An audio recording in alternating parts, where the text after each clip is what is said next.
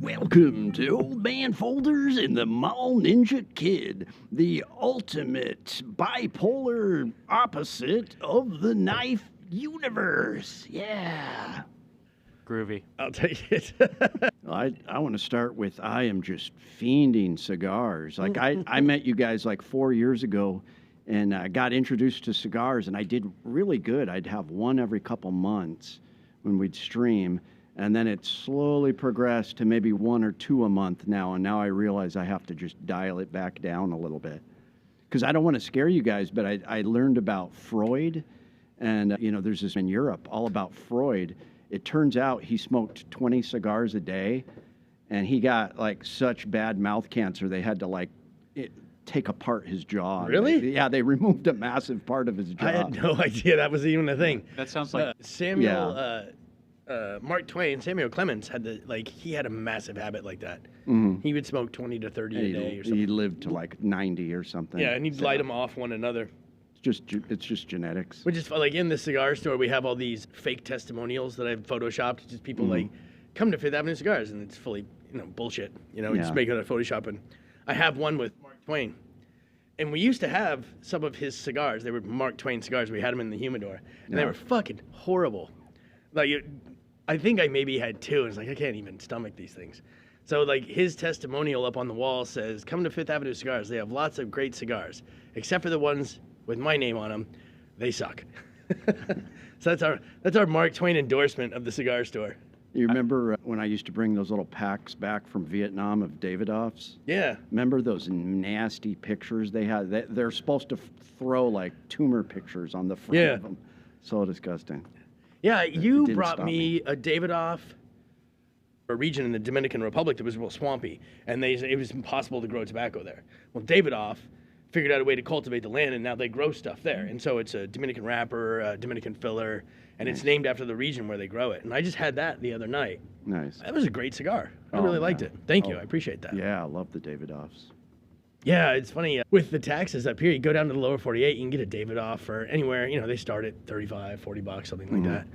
And then with Alaska taxes, they're like $83 if we sell them up here. Really? Yeah, because our tax rate is so high, it's 135%. So on tobacco? Yeah, on tobacco. Wow. So so if you buy a cigar at wholesale for $10, the taxes are $13.50, and then you have to put something on top of that to make a little money so you can pay your rent and keep the store open. Jeez. So we don't even bother with Davidoffs. I probably told this story before, but I never take cigars when I go out of town. Yeah. And my wife's always like, how come you always buy your cigars out of town? And I was like, because the retail price in the lower 48 is cheaper than my cost at the store up here. So it's literally cheaper if I just go to the lower 48 and buy cigars rather than take them with me. And their minimum order is not small either. And I think their opening volley is like $5 or $6 grand or something like that. I think they have a Davidoff lounge in Vegas, I think. But I've seen it. It's like a little bubble. Yeah. There's like a small one, too, on the strip. It's pretty cool. Yeah, I'm sure space is at a premium down there. So if you're going to have anything, it's going to be small. Well, I forgot it last week, but I've got this. Dakota calls it a what's up knife, but it's called Up Knife. Up Knife is the manufacturer, and I accidentally ordered this, and I was so pissed because once I ordered it, because I wanted to get the M-Lock sliding bayonet for my AK. You sent a video of that, yeah. Yeah, and I ordered it, and then I realized, oh, fuck, I ordered the pocket version. And then I had to order the bayonet version. that thing looks fucking lethal. You know what it reminds me of? It reminds me of the Benchmade SOCP Dagger a little bit, where it's got the ring. Oh, right. Yeah. But I like that the sliding hilt there. It's perfect. It makes a little hilt for the hand, but that's pretty. I mean, it even looks like. It almost looks like an advertisement for the M-Lock setup. Right. So that was like $228, and if I wanted the whole thing sharpened, it would have been $399. Wait, what? Yeah. Just to sharpen the rest of it? Just to sharpen the rest of it. You could only get the tip sharpened for $230. We can take care of that. That's what I was thinking because what steel do you think this is? That's a good question. Oh, they don't specify. No, it does right on here, but I want you to guess for that D2. price range. S30. D2. 14C 28N. Oh, okay. So that's not bad. It really is not bad. It has a... The problem with it is it's named like a Chinese steel, you know what I mean? But it's actually not bad. It's actually not bad stuff. Interesting. So it's not... It's a lot more popular than you would think, especially for having a name that screams I'm from China. Yeah. It is not a typical Chinese steel like you would think. You should order 4 more, because then you could have the serial number 007. You have the 3rd one ever made. No, I was thinking just get 4 more so you can have one on every side of the guard around the barrel. I just imagine the pumpkin slashing video on that. Just kind of a gimmick. I will say that I kept it's a chunk. Yeah, yeah. It feels well made. The tolerances are nice. I did carry it in a cargo pocket, and yesterday I must have hit the button. I felt something cut through my pants and stab me in the leg, and I was like, "Oh fuck, son of a bitch!" I don't know. Kind of a gimmick with the button that you can just like tap right there. Yeah. It hasn't happened with the pocket clip. I think you can avoid it using that, but it could be a dangerous carry, I will say. So we'll see. Once you guys like sharpen the whole thing into a double-edged dagger, I might really fuck myself with it just if that comes apart in my pocket again. So Tales from the ER. Well, and I like that it has it's a single bevel, like it's a chisel style grind. Like even though it's a dagger, it's only sharpened on the one side and the back side is flat. Yeah. Which is a smart thing to do when you're doing a double-edged blade like that, especially with one that's so thick and has such an abrupt grind on it. Like there's no way to get a geometry like that to feel really sharp. Yeah. But doing it chisel like that is a smarter way to do it. A chisel grind. I mean, you think of like when you look at an actual chisel, it's basically the same kind of concept. It's very thick. It's got a fairly abrupt angle on the front, but chisels can be, ungodly sharp for precision work. And it's the same thing with knives. If you had to put a bevel on both sides, it would never feel as sharp. And as you sharpen it down, it would just get smaller. You end up with a little toothpick thing. We get this with people who buy like smaller Microtechs, UTX 85s and stuff like that. And they're like, it doesn't feel sharp. I'm like, it's not gonna. It's a double edge. It's really thin. It's really thick. Like, you know what I mean? If you look at it dead on, it's a little diamond. Like it's not gonna be real slicey. Also, I'm looking at that. It makes me think like, one, a surprising amount of engineering went into that. Yeah, because it goes up a millimeter, and then when you close it, it comes back down. Yeah. It's a lot more complex than looking at it would lead you to believe. Yeah, no, there's a lot going on there, and I enjoy that. I also like the fact that it's a Kubotan. That you can use as a Kubotan and not stab someone. Right. Yeah, when you close the blade. And then if you want to, you got that little extra. Yeah, and how'd that go? The mall ninja in me, it just screams, well, I'm not going to get much slashing damage, but I'm going to get stabbing damage. Yeah, there you go. So. A lot of overhead strikes. Yeah. Ree. I was going to say psycho. Yeah. Yeah, exactly, yeah. Speaking of strikes, you'll have to pull up the video of, oh God, I forgot his name, but there was this ex-MMA fighter. He looks like he's about 280 pounds, and he was at Rampage Jackson's party. All right, you're going to have to this look this last up. week. Yeah. And what happened is, okay, so like a couple nights before, Rampage is just having these crazy parties with all these fighters. And then they're getting drunk and, shit's going to happen. But there's this like super small boxer. He looks like a featherweight, but he keeps talking shit to everybody. That's the worst possible place to talk shit. I know. and he was like hitting on Rampage's bodyguard's wife. And yeah, this is the one. So Dean. So the night before, he was hitting on, it was either his somebody said it was his bodyguard, but it was Rampage's friend. He's this huge bodybuilder. He was hitting on his wife right in front of him. The guy, was like, step off. He wouldn't stop, and so the guy just slapped him. And he was so much bigger than this little boxer that it just like flopped him down.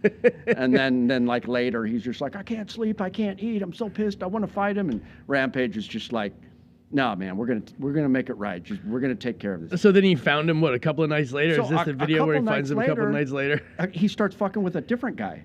So this is a different guy. So he's starting fights with multiple people. Yeah. So this is multiple MMA fighters. Yeah, this is an ex-MMA fighter that's just massive, And this guy is like, I've slapped the shit. You know who I am. Oh, damn. I'm gonna slap the shit out of you. And the guy is holding his drink and then just elbows him and just drops. Look, you watch, he very casually just switches hands real quick. Yeah. He just puts his drink in the other hand. And he's stepping forward saying, I'm gonna slap the shit out of you. And the guy barely moves, too. Yeah. And he's like, oh, really? Yeah. And like the lady tries to intervene, like right before, you'll see her come up with her hand. Well, that's a hell of a wig that bitch is wearing there. Wait a minute. If that's an MMA fighter's wife, I don't want to be in the same situation. Lady tries to break it up. lady. Okay, now he's right. telling, I'm going to slap the shit out of you. And he starts kind of stepping. He's like, oh, yeah, boom. Look how fast he switches hands Yeah. with his drink and just puts that guy on the Oh, ground. did he switch the drink to the Yeah, other so he hand? has his drink in his right hand, and he, in one fluid motion, he switches his drink to his right hand and elbows him all at the same time. Yeah. It was pretty satisfying. Like it went pretty viral, and a lot of people were satisfied with that video. I like the that guy had it coming. He keeps talking shit. On 2 separate nights, That he big decides to talk some motherfucker. shit. Yeah, right? Ever. Yeah, you know, giant dude with a shaved head and a big old beard. Yeah. And now this guy's like the laughing stock of the internet for the week. Yeah, So. good on Yeah, him. that's Talking right. shit 2 separate times. Yeah. I mean, and he already got slapped once. Yeah. Like that, you know, Yeah. nobody beat the shit out of you. Nobody put you in the hospital. You just got bitch slapped. Yeah. Just take it and take your lumps and learn your lesson. Yeah. No. He finds the same people a couple of nights later. Yeah. Or maybe he just gave him a love tap. Might have. It looks like he probably could have done more damage if he wanted to. Yeah. I feel fortuitous. Can I sure snag do. some of that Fortuna? Oh, nice. Fortuna. Where did Yeah, that come from?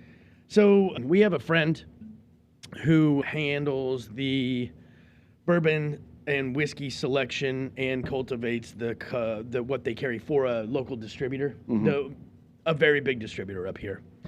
And so he has a whiskey collection that's like unparalleled, and it's a lot of like samples and a lot of barrel picks and all that kind of stuff. And he brought this over to us the other day. This is Fortuna Kentucky Straight Bourbon Whiskey. It says it's bottled in Selected and bottled. 2022. Yeah, it's selected and bottled by Rare Characters. We have a lot of Rare Character stuff around here. It's good shit. But so we're Nice. giving this a go tonight.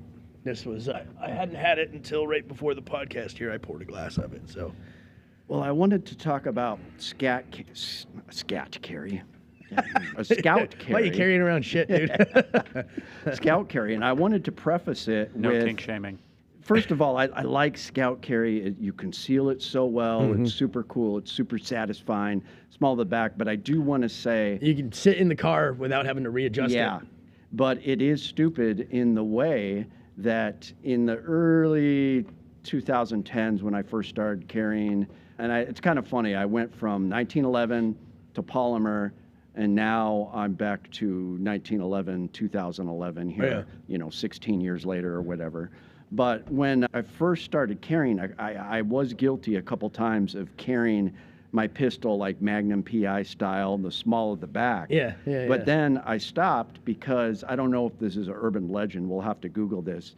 But I read that an undercover cop had a Glock 26 at the small of his back, and he slipped and like paralyzed himself, shattered his spine because By that's falling on it. falling on his back and then falling right on the gun. Was he carrying scout carry as in the barrel points to the left and the grip points to the right, or was he just carrying in the small of his back where the barrel points toward the ground? I think it was kind of point towards the ground. Okay, because that's how I carry. Because we always called that bandido carry, and and I generally carry bandido carry.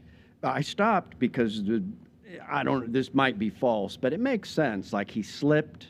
I mean, it's right there lined up with your spine. Yeah, right, lined up with your spine. It shattered his spine. He's in a wheelchair now. Yeah, I mean, I sure as hell wouldn't want to fall. And then I read, like, never do that or you'll shatter your spine like this undercover cop. So I stopped doing it.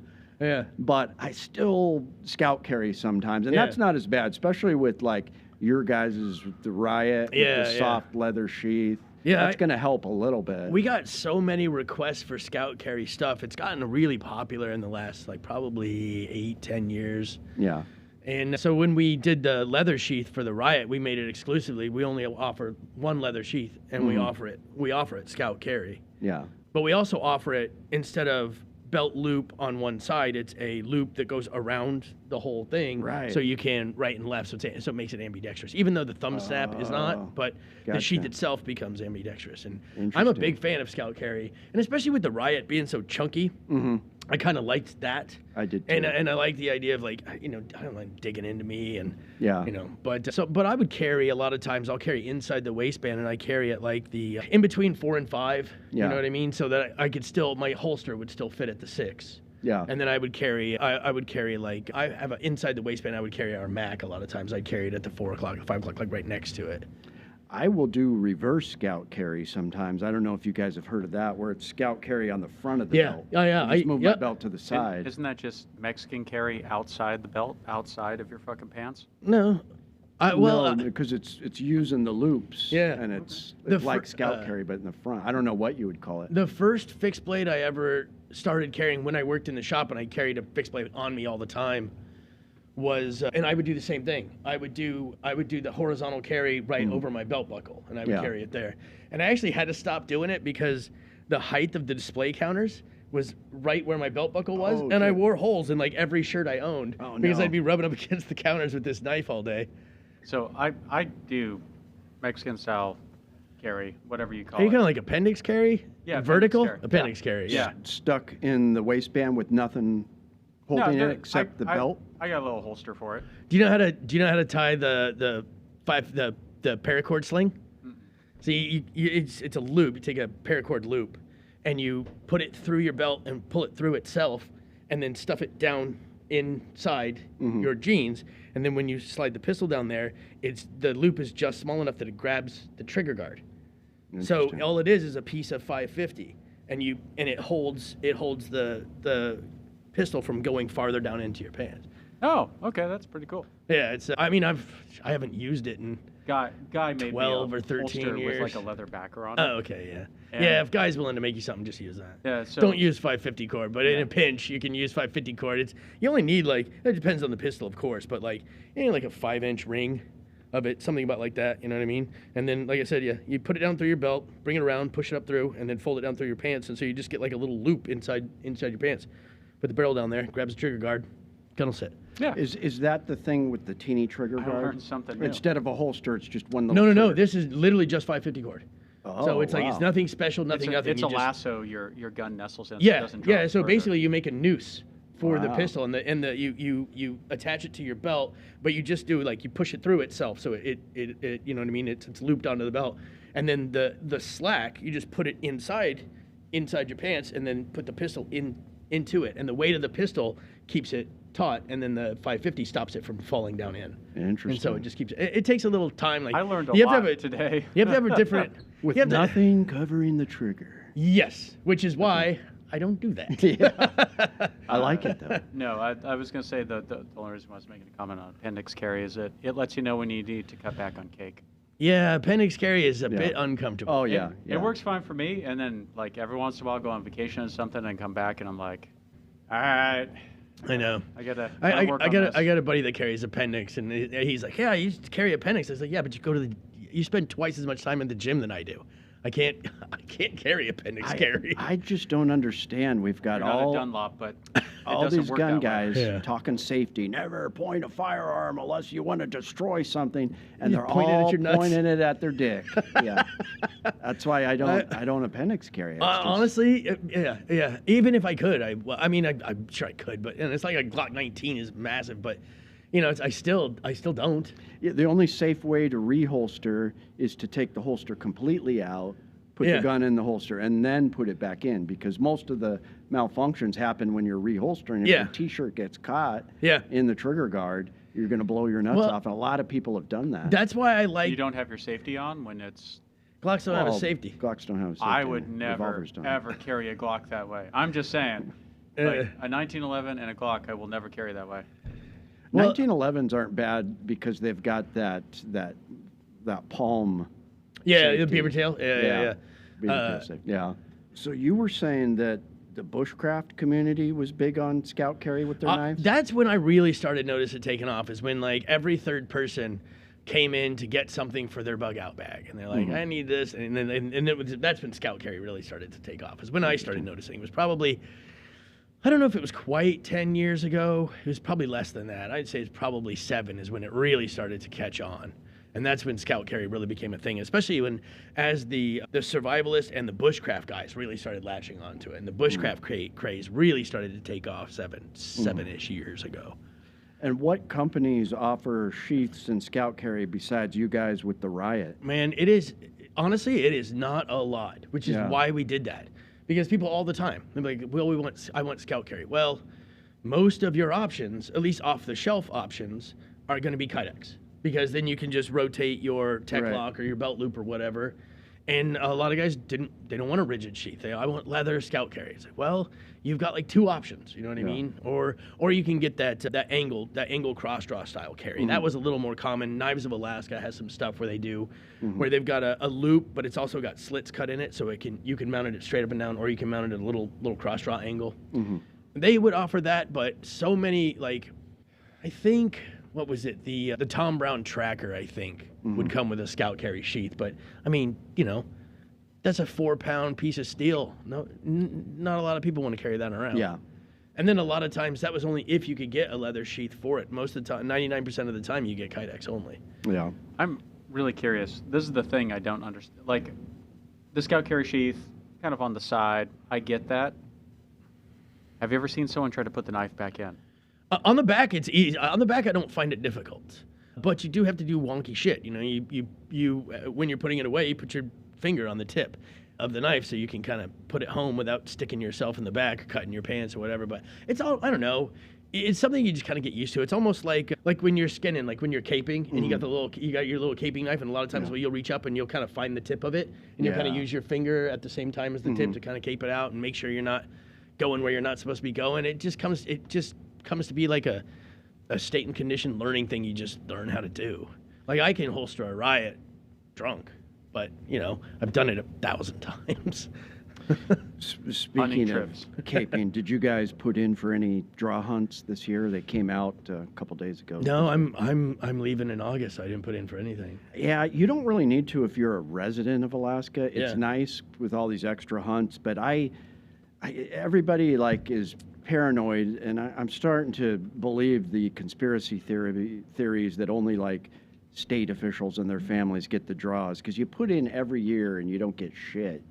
And like all my buddies will, you know, put $300 in, they never get anything, but then the same guy gets it every year. I don't know. It's probably just luck, but I used to put in for a bison. I used to put in for a Kodiak brown bear hunt.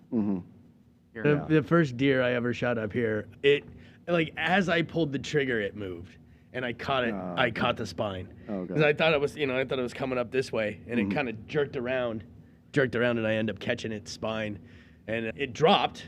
I was like, oh, okay, cool. And then all of a sudden, its head just popped up real quick. I was like, oh fuck! You can take off running.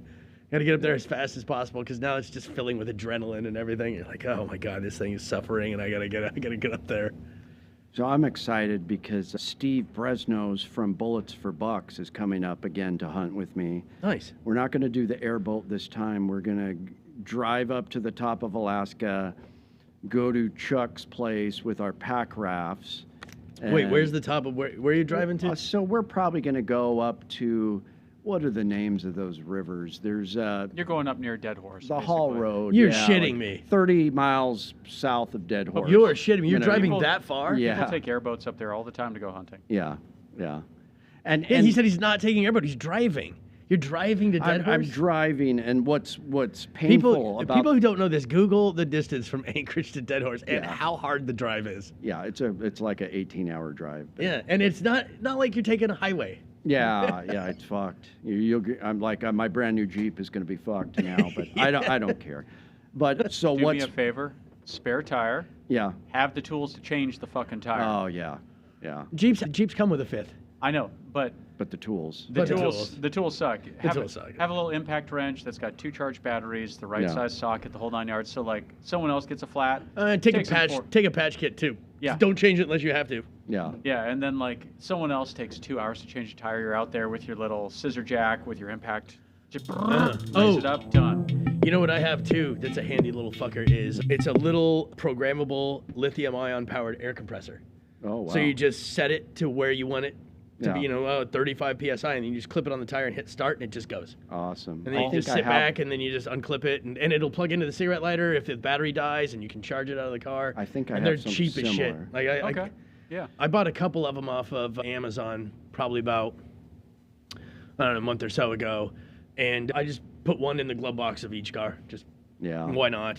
What's painful about this hunt is, so this is the Hall Road hunt, and they have this corridor. Besides the drive. Besides the drive. Yeah. Besides going through the muskeg and hip waders. Well, that's the thing, is you can't use a rifle unless you're 5 miles off the highway. Ooh. And you're going through a hike. muskeg. Yeah. And which is painful. It's going to destroy your knees and your hips because it's like a mushy, and if you're carrying. So that's why we have a little trick where a pack-raft takes like maybe two-thirds of that off. Yeah, I was going to say, how much is your pack weigh going through this?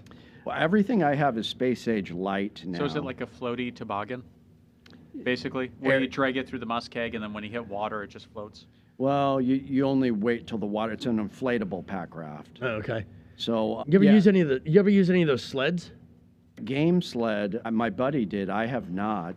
That could be a good idea for the muskeg. Yeah, my buddy Rick. There's a company here in Anchorage that makes them, and he's like, I've used them before. I'm no stranger to them. He goes, but this one specifically. What's up? AMH. Is it AMH? Yeah. They make one, and he was like, dude, he goes, I couldn't believe how light a moose quarter felt. And he goes, and I was dragging it through. You can't imagine. Yeah. And he does some pretty hardcore hunts through bushes and he swears by it. Wow. Especially it's this specific one. I've got it written down somewhere upstairs. I think it might be the AMH one. I text him and find out. I might have to look into that. But and they roll up and they weigh next to nothing. They're a little on the big side, obviously, but they don't weigh much. Steve doesn't mind if I talk shit about him. We hate it. We like shout out to Steve. All the love and respect. We scream at each other, but then we're like best friends after. So he's this big channel. I don't know. He's like at 300,000, but he's basically a professional hunter. He gets like rifles from companies, and that he lives in Wyoming, so he does long range distance shooting for fun. You got a lot of choices down in Wyoming because you're so centrally located. Down to Utah, up into Montana, and started Idaho, off with everywhere. Antelope. Now he goes around the country and hunts elk, and bear. But he likes Alaska. But the thing is he's so driven and he's so tough that he's like, I spent 10 grand for this fucking trip. I'm going to get my animal before you do. And he starts fucking marching with his fucking 100-pound pack, and I can't keep up with him. And then he comes up to the animal first, and he's like, I need to shoot my animal. And he shoots them first, and they all run away. And I'm like, fuck, Steve, now what am I going to do?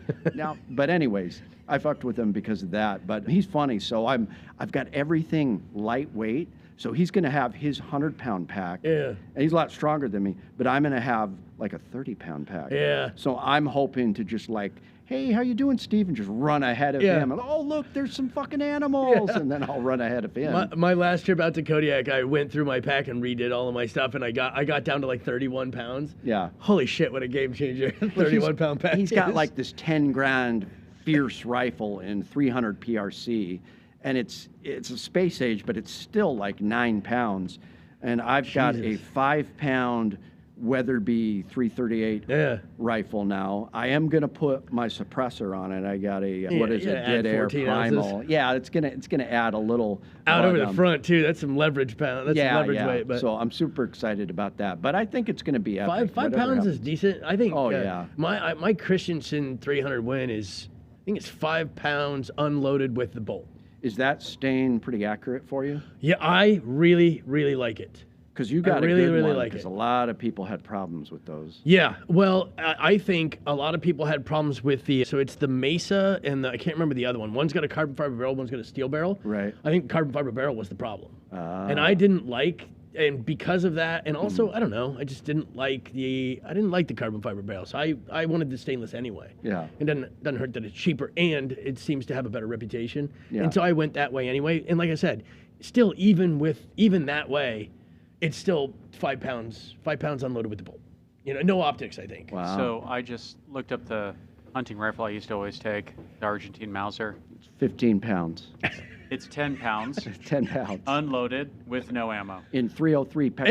And no optics too, unless you're shooting iron sights. You're not shooting iron sights. I do iron sights. Iron sights. At that time. So you're a Jeep guy. I was pretty torn. Like what happened was, so my ex's car broke down, and you know, I didn't want her driving the kids in a piece of shit. So I was like, okay, I'm going to give you the 4Runner, and that's going to give me an excuse to get something else. I looked at Gladiators. That's why you went out. All right. You were I was like, man, way nicer than I am. I remember when you're like, I'm getting rid of the 4Runner. I'm thinking about getting a Jeep. I was like, why are you getting rid of the 4Runner? Yeah, why would you do that?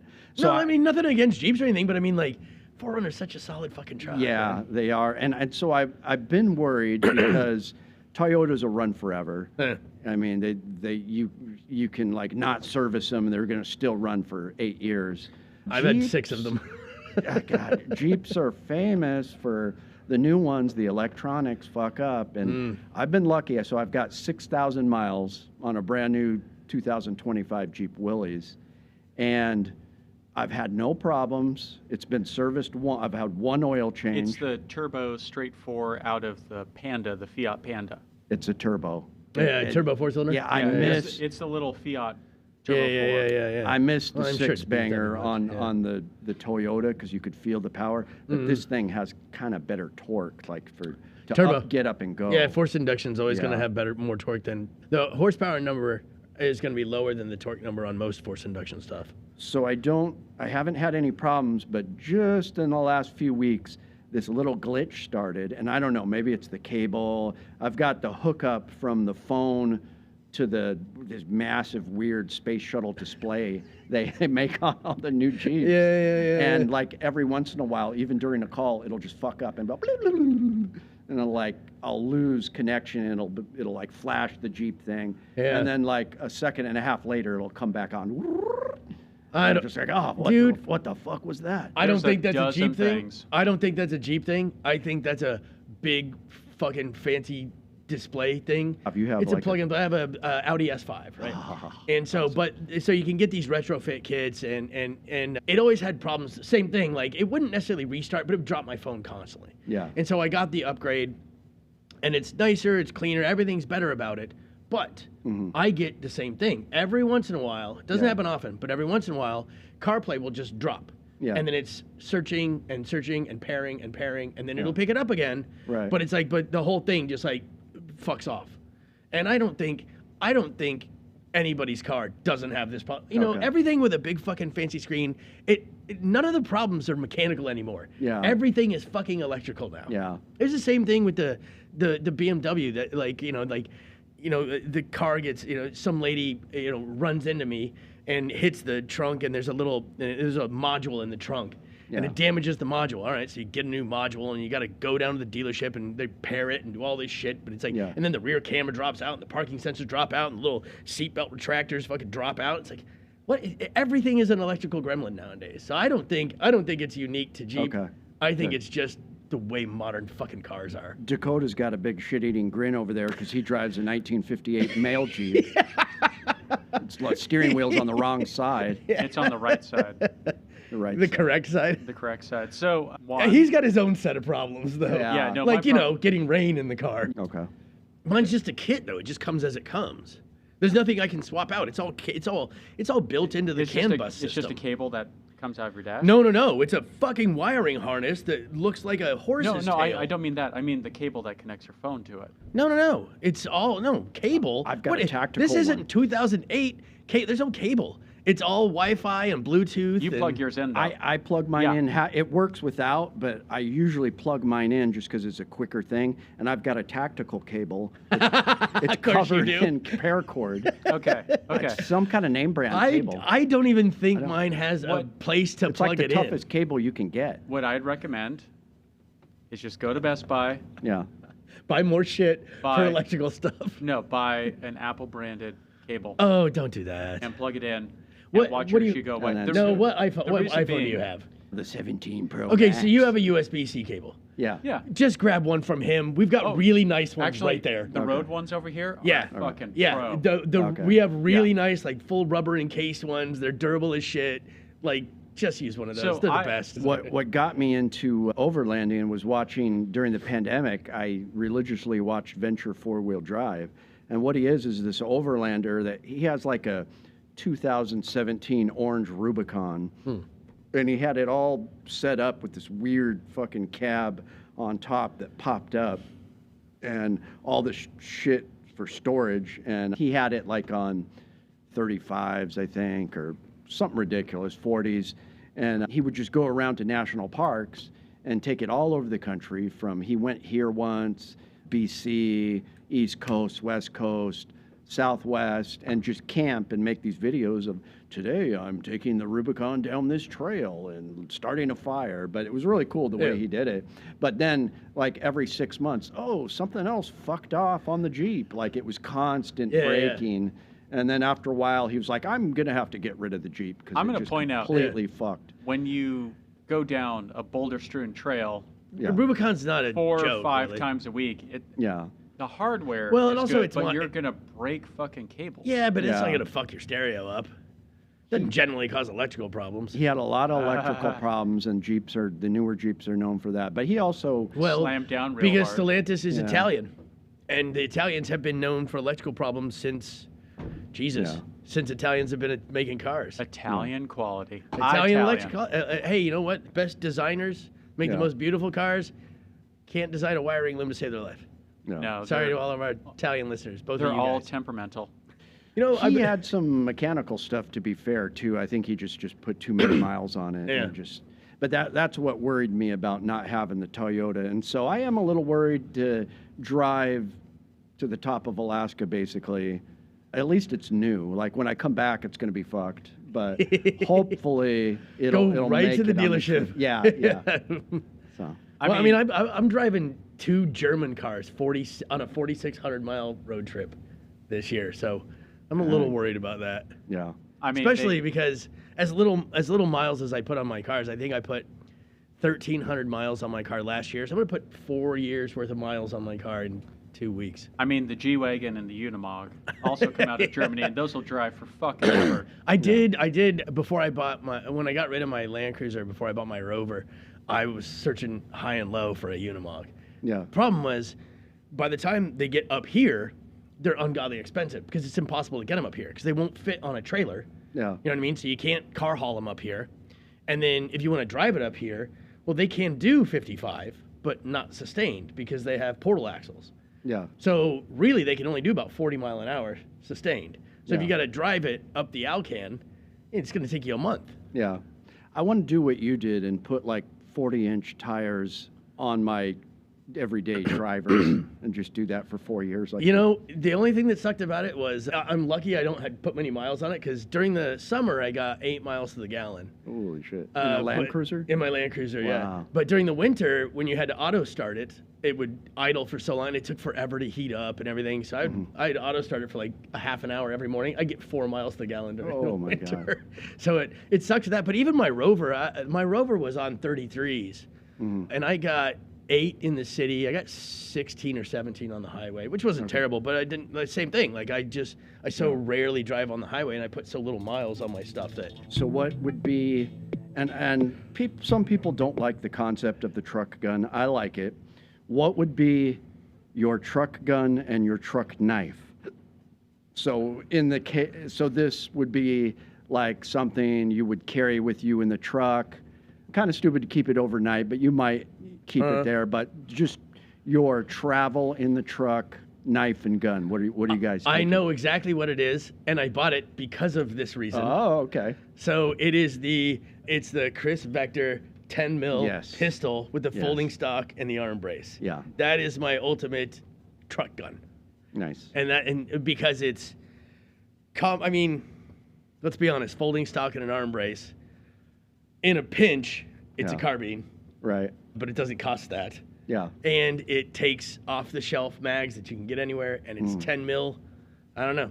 I mean, I'm sure lots of people ship. You know, it's tactical Tupperware. I get it, right? It's fun though, and it looks like a space gun. Yeah, I get it. And it's got an unorthodox bolt. Yes, I get it. I don't give a shit. I just really like it for that reason. Yeah. You know what I like about it is overall, it would fit in a standard size briefcase, and if you took the time, you could just, put on the rail on the top, you could put a handle and have a button and just have the briefcase fall away and just fold it out. Oh, yes. So you're saying we have something to make before you leave? The reason I bought it is because I have plans to actually make that.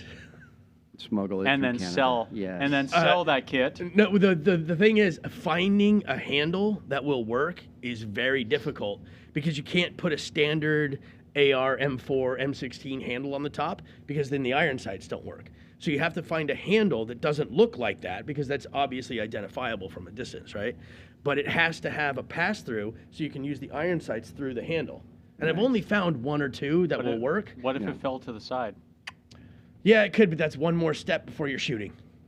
No, I don't mean like click, click. I mean like you have a standard suitcase handle on it that goes floppy flop. Oh. And you hit the button and just let it fall to the side. No, because I want to hit the button and it falls away and I'm still holding the gun. I want to be always holding the gun. And then you pick it up and it falls. Like a briefcase. No, that's the easy way out. I refuse to do the easy way out. It was just an idea. No. It has to be handle that I'm holding is attached to the Picatinny. And then the rest of the mechanism I can build. So what would your truck knife be then? Oh. Severance. No. Yeah. Actually, it would be. But those are hard to come by. And you designed that to be a truck knife. I remember you Yeah, it's a helicopter knife, actually. Right. You only have a couple, you know? Yeah. It was a helicopter knife. But I will say what I used to carry in my Land Cruiser was I think it was a 14-inch Ontario machete with the camp handle knuckle cover. Oh, yes. And I kept it, I slid it, I took it sideways and slid it underneath the rear seats. So I could just reach back and there it was. Nice. I'd pull it right out of the back. That was handy, and I polished it because shiny is always scary. So you'd pull it out. That I really liked that. But then some homeless guy broke in, he stole my axe. Because I had a truck axe and a truck knife and stole both of those, and then 2 days later somebody came in the store and tried to sell me my stolen axe back to me. And I was like, you better leave before I hit you with it. Did you got it back immediately? Yeah, it was not the guy that stole it. It was obviously somebody stole it, sold it to him, and he was like, I know where to sell it. He brought it in. I was like, wait, this is mine. Like, I made this. Holy and I just told him, and that was the thing too, is he was kind of deaf, so he wasn't looking at me. I was like, hey man.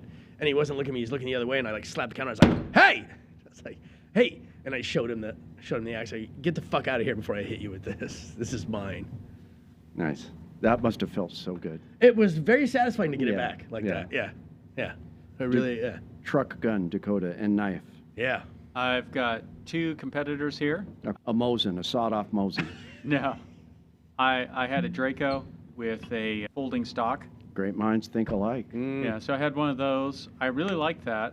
Yeah. But it's a little overpowered and you can't really use it as a pistol. And then I had a Krinkov.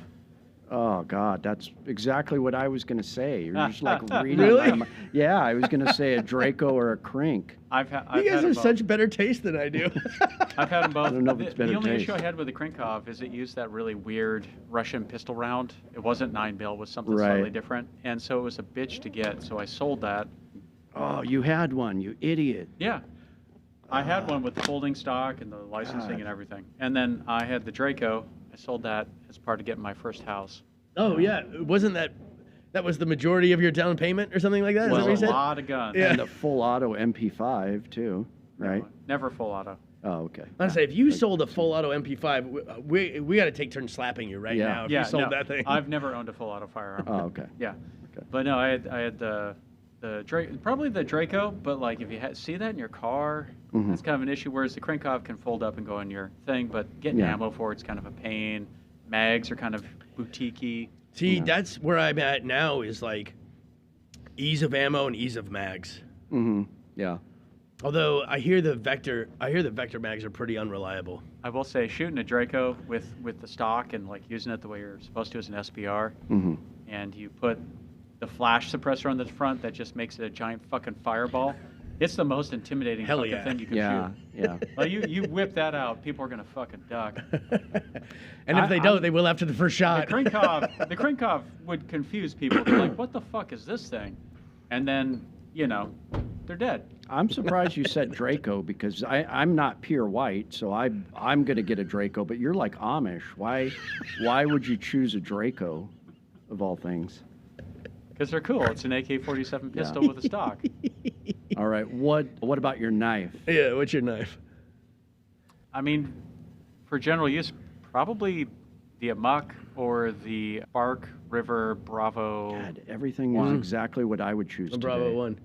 Yeah, The Bravo one's a good choice. Yeah, in Magna Cut. It's a damn nice knife. They I mean, make it- honestly, even if I could get it in 01, the Bravo one's a fantastic fucking Yeah, knife. it's got a nice. In a pinch, it's a pry bar. You can skin a Honda with it. You can stab a car door You know. and then peel a tomato. I like your choice of the Amok too. That's a pretty good one. That's so weird. That I've actually used that one specifically to fucking use as a pry bar in the Jeep a few times. Nice. Yeah, I mean, yours was identical to mine. I was going to say the Amok for my knife.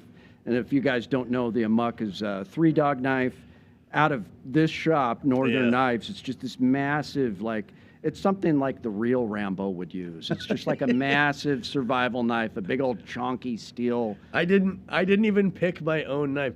The Amok was the first knife I ever designed where I refused to take input from anybody else. I was like, this is what I want. I want to make this. And that was the Amok. And for some reason, I didn't pick that. I think I didn't pick it because they're hard to get. And I'm thinking, like, if I had to walk upstairs into the knife shop and grab something, what would I grab? You know what I mean? And the Amok is not that because they're fucking, you know what I mean? It's like, they're difficult for us to get made. Yeah. But you guys finally made a bunch, right? There's still... Yeah, we made, I think there are probably around 250 Amoks in existence right now. Oh, wow.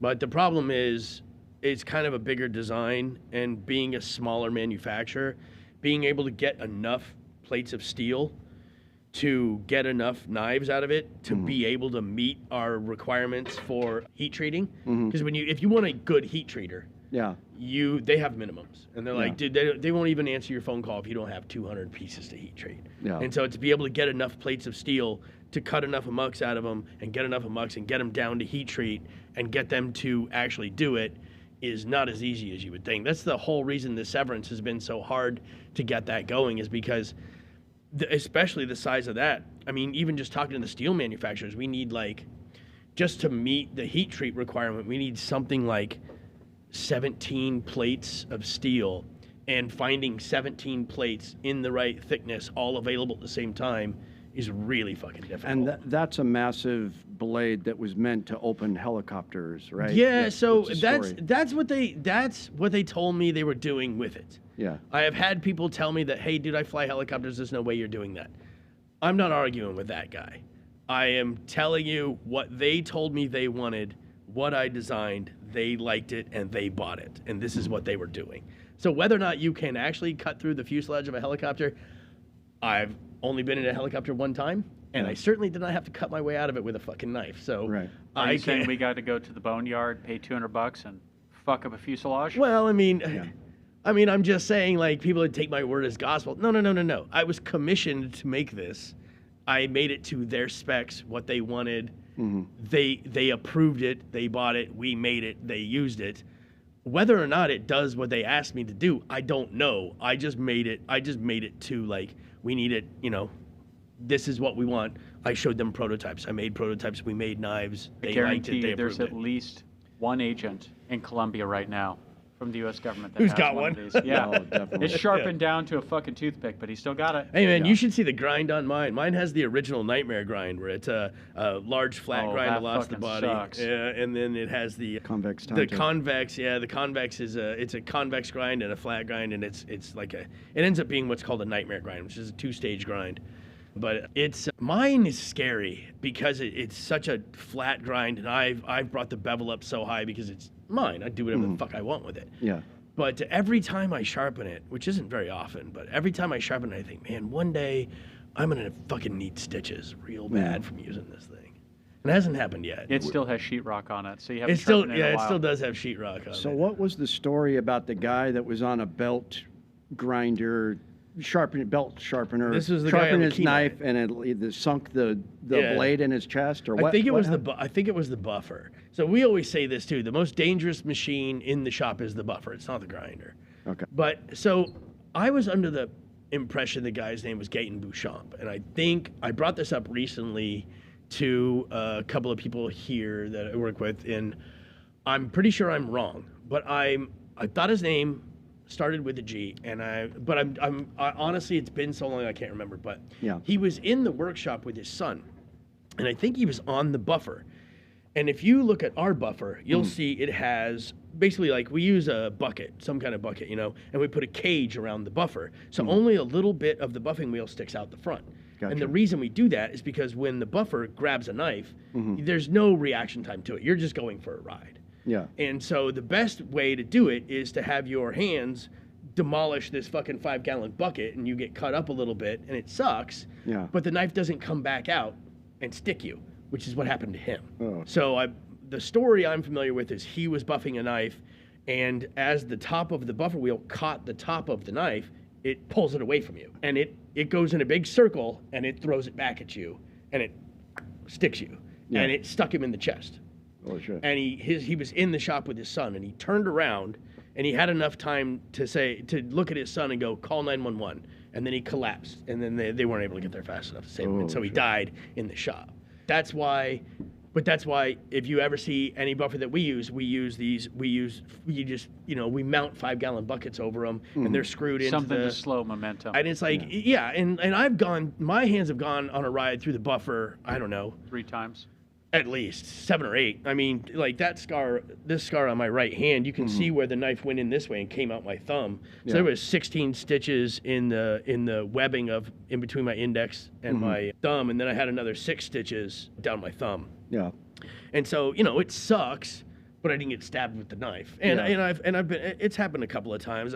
Fillet knives and bread knives are the worst because they're big floppy fuckers and they're real thin and they get caught and they just do untold fucking damage, especially. Yeah. But that's the thing, is that's what the buckets are for, is like, it sucks when your hands get fucked up, but you're not taking a knife to the arm or the chest. Also your Kydex reinforced apron. Yeah, that's a new thing. Yeah, I do have my buddy made me a leather apron with a little pocket on the front, and I put a piece of Kydex that slips into it. So if I ever get hit, but. Reminds me of the story when my dad was a commercial fisherman. They came into port, and they were fucking with the boat motor. And Out of Seattle? No, this was like in Homer or Seward or something. Yeah. Petersburg. But I forgot what it was. Like a little mini propeller that's spinning in the motor. Yeah. So they're looking at that. My dad's like, He sticks his finger in there and it cut, like a centimeter off his finger. Yeah. He pulls it back up. He's like, And his friend is like, oh, no, now we can't go out for breakfast. Well, he's not wrong. I mean, you get really tired. Yeah. Yeah. All right, but I would also. Weird. So what's your a crink and a SBR Draco, but I'm a little more refined. I would have a suppressor on the Draco, and NY Prepper did that. He SBR'd his Draco, and then put a suppressor on it with AKs, so you don't like destroy the gun. Eventually, you got to get a KNS gas piston before you suppress it. So I'm going to do that to my Zastava. I also want to SBR my B&T. Matt from Alaska Frontier 1 just SBR'd like some Russian shotgun that takes mags. He just called us today. He's coming in. Yeah, he needs to get it laser. Oh, does he need SBR? He needs an NFA engraving? Okay, yeah, no problem. And so we totally won't nerd out over it when it comes in. When I SBR my B&T, I've got it rattle can flat dark earth, so I don't have to rattle can it. Can you guys sand off a little portion of it and then do the laser engraving on that little? Okay, it's just checking. I have a rattle can. That's some mall ninja shit, dude. Yeah, it's some mall ninja shit. Now, if money were no option. Wait. Why don't you just have me Cerakote it? I'm not gonna charge you. Yeah, that's true. But Lori said you have to completely disassemble it. Yeah, that is true. I think it'd be pretty easy. It's a B&T piston AR pistol. Oh, we have. AR? Well, it's a piston AR and it's a B&T Swiss made, so it's a little different. I'm not 100% familiar with it. It should just come apart. It's pretty easy. I mean, to ARs disassemble. are fucking Legos. Yeah. If you need a lower on an AR Cerakoted, I'm not gonna charge you to take it apart. Oh. So I thought people were bringing in designs. Is the majority of the laser work you're doing the numbers for SBR? 99.99% of it is they just want their name and they want their all it is what it's legal name location. granular down to the city and state. So you don't have to do like Eagle River or Wasilla or whatever. You don't have to do like 99501 or anything. Do you like have that. to bring in the stock that you're going to put on it? You don't have to bring in shit. In fact, just bring in the gun. No, I mean, you just bring in, I mean, most of what I get is just bare lowers. Okay. That's most of what I get. I got a guy bring in 4 bare lowers last week. And what's nice is, like, the guy that brings in the full MP5, and MP5 guys always want to put it down in the channel rail where the extending stock I remember goes. You mentioned that. That's weird. They every single one of them wants to put it there, and it's a full pistol. It's like, okay, that's going to take me some time because it's a bitch to do. But then the guys that just bring in a bare lower, he brought in 4 bare lowers. He's like, I don't know, do it on the side of the mag well. I don't care. It's like, okay, cool. I call him 2 days later. It's like, come get your shit. You're done. What would you guys like to see as far as new knife designs? I'm not going to lie. I like things like this. Not necessarily gimmicky. It's kind of fun. Like, that's part of the appeal of this knife. It's gimmicky. It's got a little sliding mechanism. But I like things with finger grooves. Even if, especially if they're fixed, I wouldn't call it gimmicky because of the quality. Yeah. It seems to me that it's well made. It seems to serve a very good purpose. I wouldn't necessarily call it gimmicky. And I like I got turned on to the ring by the like blood spike and all the half-face blade stuff I got from you guys. Yeah, like the cardiac spike. Cardiac spike and some of them didn't have rings, but some of them did have rings. And even like my Tops knife, I have one that is actually scout carry. They actually had you could put their little sheath scout carry. It's this little dagger thing with a ring. Yeah. But I would like to see more stabby, pokey things with a little finger ring. And I feel like that's kind of becoming more popular. What do you guys think? The last few years? Yeah, I agree. I mean, it doesn't have to be a karambit, but more like a stabbing instrument with a finger ring. Yeah, the SOCP Dagger, who is it? Benchmade. What's that? No, I know who's the designer? Greg Thompson. Yeah, Greg Thompson. He kind of popularized that for Benchmade, and I dig it, and it has its place, and I see a lot of that in that. But I like the it's perfection. Yeah, it's the first time I've done that. We got a lot of scars in this table. Oh, that's my train of thought. Doesn't matter. You know what I like is I would like to see makers go away from the overly complex design for the sake of making it look expensive. Yeah. It's the elegance in hiding the design features to make something look clean and uniform, but is very well engineered. I think it's the 762, that weird carbon fiber skeletonized thing from ZT.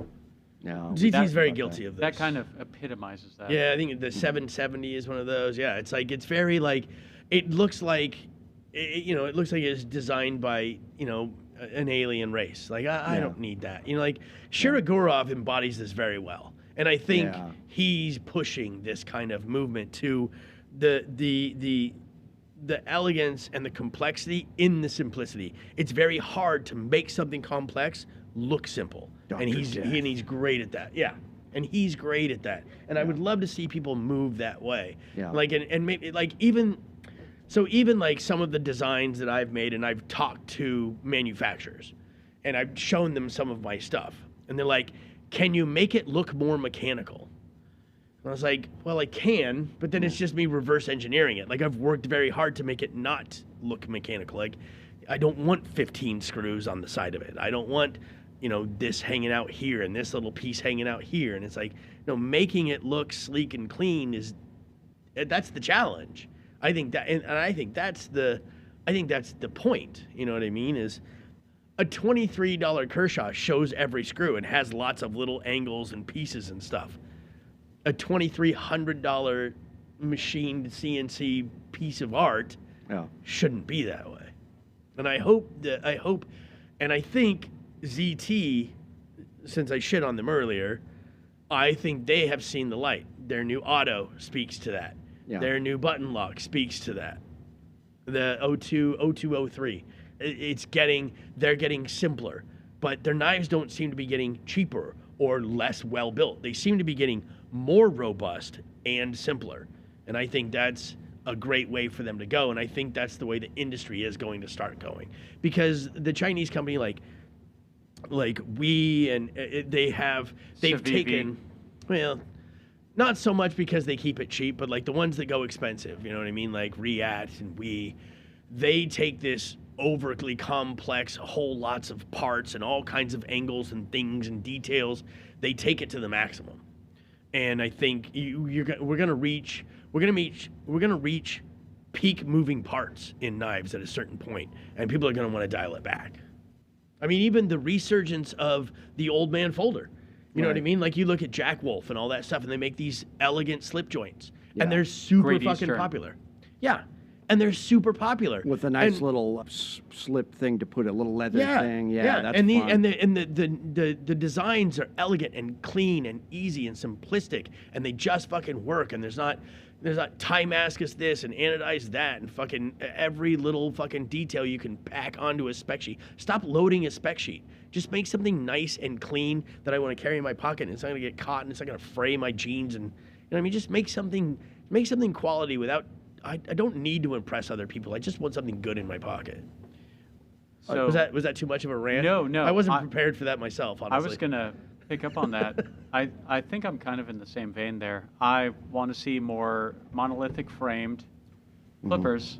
I want to see more monolithic framed, just button lock flippers. Simple. I don't.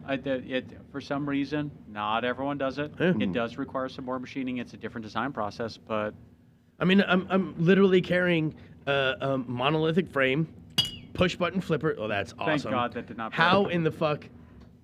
Okay, so I've got to say, 3 times in the past 10 years. that is amazing how strong the spring is on a ProTech that it knocked over my glass. That was like the Apple test right there. Right, and thank God it didn't break the glass. This was a gift. Sorry, Dakota. Sorry, okay. but oh wait, Hex, we can just edit this. Who makes that? So this is ProTech. Nice. All right. Get your Yeah, thing here. these things go through the washer and still survive. Yep. Okay. We're good enough. All right, It'll so stay on. God, there's so much power in these ProTech autos. yeah, I just knocked over a glass of fucking whiskey. But like exactly what you brought up was the button lock, monolithic handle, folder, clean design, and I'm literally carrying exactly that. I'm carrying a ProTech Godson with a monolithic brass handle. It's got a push button and minimal screws on the outside that show how it was constructed, but it's a coffin handle, and it's just, you know what I mean? Like this is what I'm talking about. Like there was a lot of thought that went into this design to keep it simple. If you have 4 parts, they all have to fit exactly. If you have 18 parts, there's a little bit of play in all of them, so you can tweak it around. Like it's the same thing as like centering a blade. You just loosen a couple of screws, tighten the pivot down, keep it pushed over, tighten it in reverse order, and then boom, center the blade. No big deal. I still got like 3 of these ProTech autos that I bought here, and they were just so affordable.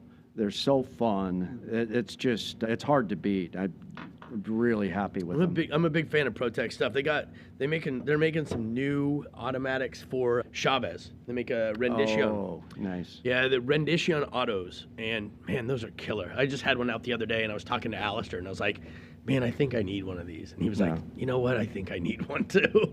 That's funny. But yeah, that's what I would like to see is simplicity and honesty through engineering and machining. I like that. I agree with that. And these have already been done before, but I like those super lightweight, super thin gentleman folders. But then they make like super spiky daggery ones too. Just real thin, nice action, real light. Then it's just got like a wicked little dagger blade. It just flicks out. Yeah, like William Henry. Yeah. Pena does some cool stuff. So does Jack Wolf. Jack Wolf does some really cool slip joints and little front flippers and stuff. But Jack Wolf's knives are really it brings it back to puts a modern spin on an old man folder, which has kind of gone by the wayside, you know. But if you bring it back, like Pena did it, you know, he's doing he's doing fancy materials, but he's not overly making. He's not overly making. He design literally complex. has a model called the Barlow. Yeah, Right. yeah, and he's not it's complex in its simplicity. Like it was probably very hard to get this design to work and make it as smooth and clean as it is. But he put in all the effort to make it look clean from the outside, and all the complexity is hidden inside.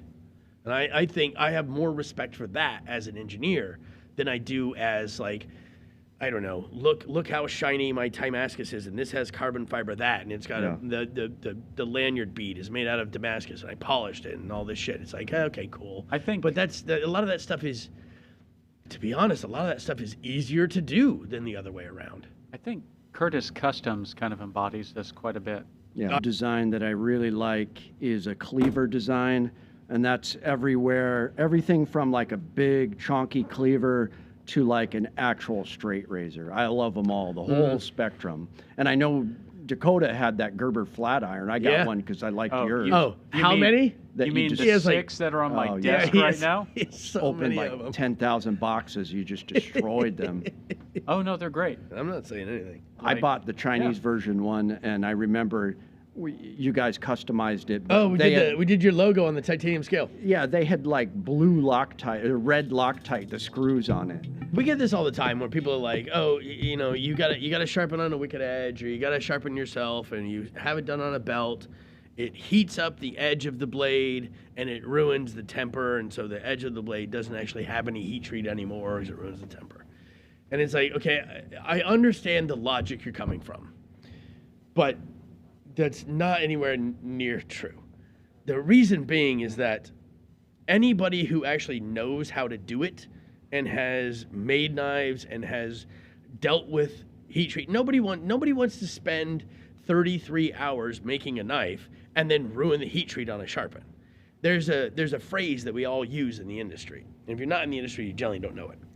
If it heats more than it eats, that's when you know when to get rid of a belt. So if you're sharpening a knife and it changes the color of the blade, that belt is trash. You ditch it and just get another one. They're cheap. Who gives a fuck? You're not ruining a $350 or $450 or $1,000 knife just because you need this blade to last a little longer. Do they start doing that when they wear down a little bit? Yeah, exactly. Okay. So like, but a blade is a belt is generally good for. I mean, Jesus Christ, a belt's probably good for 30 knives, give or take. Okay. Before it actually starts heating. And here's another thing that we do is you always sharpen barehanded, and you always touch the blade with a secondary hand. So you hold the handle and you touch the blade with a bare hand. And then you sharpen like that, and then you switch and you do it like that. And even like N690 loses its temper at like 450 degrees. You can do it with a Bic lighter if you really were committed to it.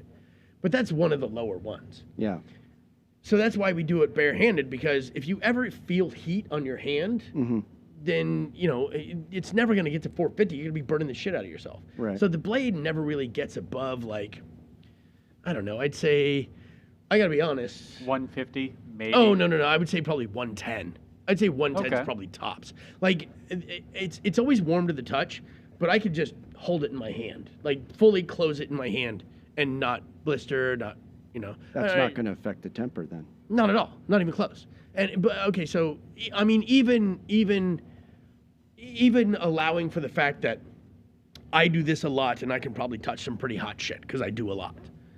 There's no way I'm touching anything above 300 degrees. I mean, even when we get up to around 175, that's gonna be like a lot of like quick touching. But like just to be able to like put it in my hand and close my hand over it, we're talking 110. Bourdain has a story in his book about that, Kitchen Confidential, about a guy who has his gnarled grizzly claw and picks up a pan out of the fucking oven and sets it down. But that's the thing that like everybody's like, oh yeah, it heats it up, and it's like, okay, yes, you can do that, but anybody who's good enough to sharpen your knife would never do something like that because it's so wasteful and there's no point to it. And so you're never heating it up like that. It just doesn't work that way.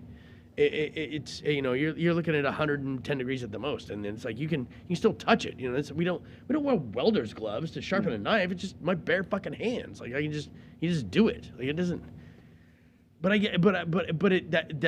that bullshit persists on. I see it online all the time. No, because when they use it, it micro heats the bevel, and then it's like, if it doesn't change color, it's not doing shit. Like you'd have to sizzle, like after you sharpen the knife, you'd have to like sizzle cool it to be able to do something like that. I mean, it would be, for LMAX to take out the temper, it'd be over 700 degrees.